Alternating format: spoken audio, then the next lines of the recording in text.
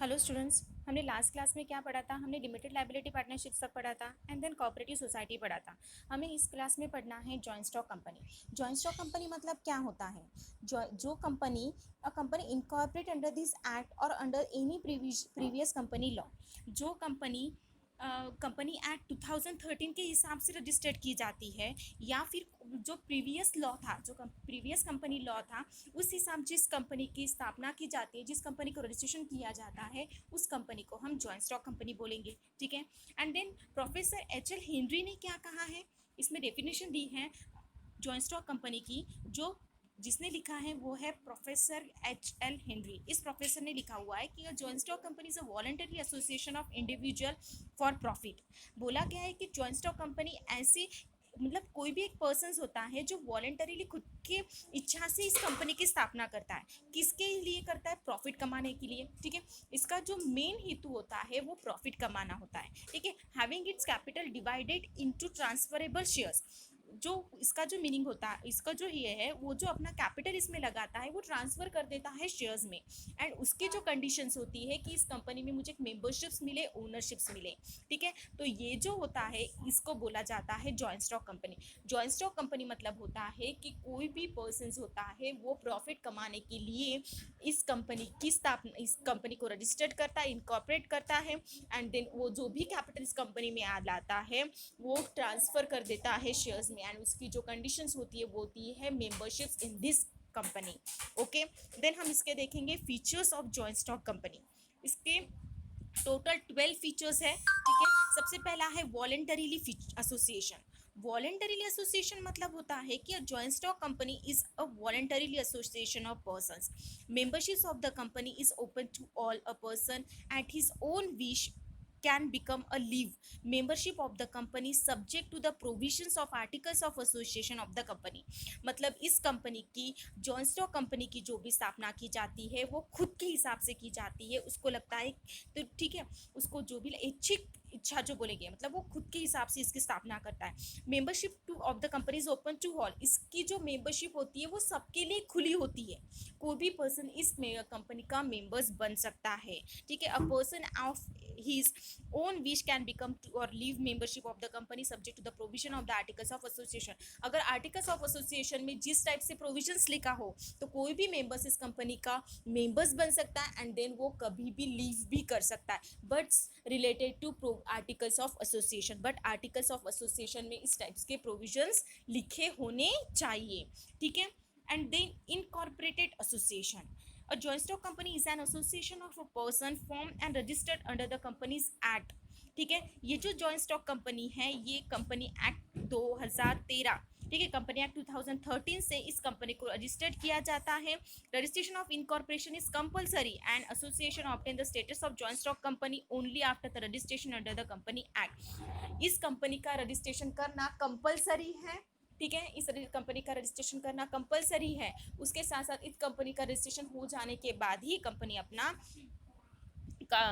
Status कर, मतलब एक कंपनी अपना कारोबार चालू कर सकती है। उसके बाद है separate legal entity. A joint stock company has a legal entity that is it's enjoy separate legal status. It exist is different from its members and directors. The members are the owner and are liable in limited way for the acts of their company and have conformed with the rights and duties। इसमें बोला है कि इस company को एक separate legal identity मिली हुई है। मतलब मेंबर्स अलग एंड देन कंपनी अलग। कंपनी को और मेंबर्स को एक नहीं कहा जाता है, मेंबर्स को अलग कहा जाता है and then different from its members and directors. ठीक है। कंपनी डायरेक्टर्स से एंड मेंबर्स से डिफरेंस होती है। ठीक है। और जो मेंबर्स होते हैं वो कंपनी के मालक होते हैं, owner. The members are the owner of this company and वो लाइबल होते हैं कंपनी के राइट्स एंड ड्यूटीज के लिए। हर कोई कंपनी कोई भी एक्ट करे तो उसके लिए ये जो मेंबर्स होते हैं ये लाइबल होते हैं। उसके बाद है articles of association. Joint stock company is an artificial person created by law. It is created by a legal procedure and has its own independent personality.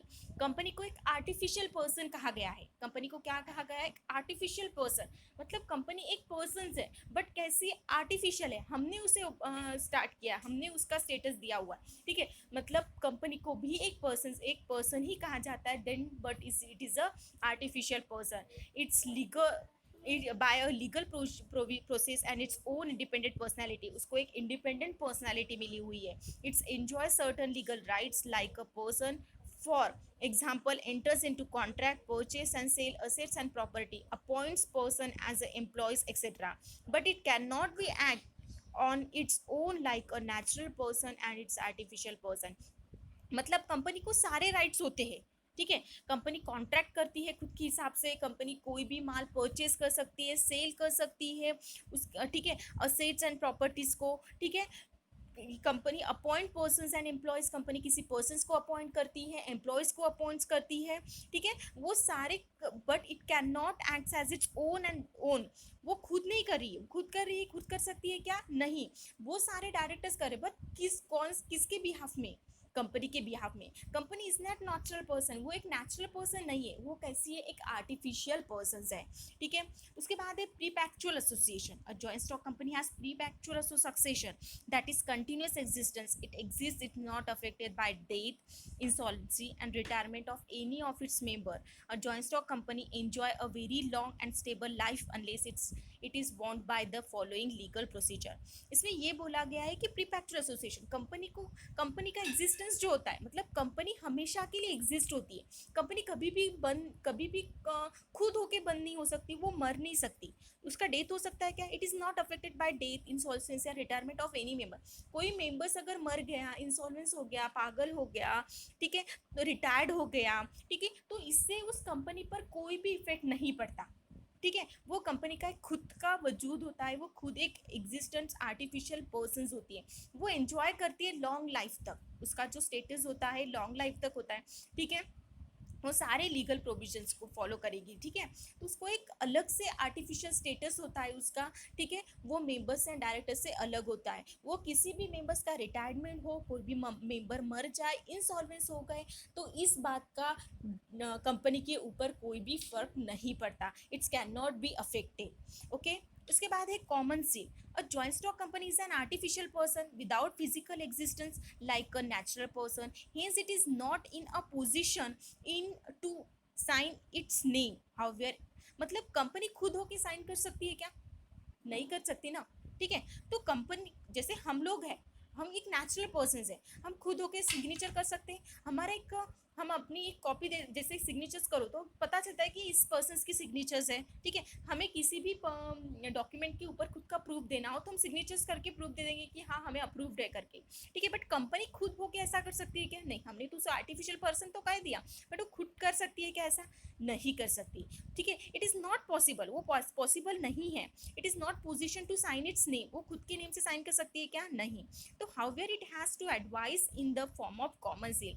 इसीलिए उसको एक डिवाइस है उसका कॉमन सील. हम हमेशा स्टैम्प देते हैं. ठीक है, तो जो भी कंपनी का अप्रूव देना हो तो कंपनी का क्या लगाया जाता? स्टैम्प लगाया जाता. That is the signatures of this company. वही होती है कंपनी की signatures. Okay, it is affixed on all the important document and contract of the company. Usually two directors and the secretary sign the documents and witness after the seal is fixed. ठीक है, तो वही होती है उसकी signatures. वो किसी भी इंपॉर्टेंट डॉक्यूमेंट्स के ऊपर खुद के कॉन्ट्रैक्ट के ऊपर खुद की क्या लगाती है? सिग्नेचर्स लगाती है. Usually two directors and the secretary sign the documents and witness after the seal its effects. Usually दो डायरेक्टर्स एंड वन सेक्रेटरी की उसके ऊपर सिग्नेचर होती है एंड देन कंपनी की उसके ऊपर क्या होती है? कॉमन सील होती है. That is the company signatures. ठीक है, तो उस सिग्नेचर्स उस डॉक्यूमेंट को हम वैलिड डॉक्यूमेंट बोलेंगे. ठीक है, तो ये होता है उसके सिग्नेचर्स. ओके, हमने आज क्या क्या देखा? हमने उसके फीचर्स देखे. कितने फीचर्स देखे? 6 फीचर्स देखे. ठीक है, voluntary association, incorporate association, separate legal entity, artificial person, perpetual association and then common seal. Okay, thank you students.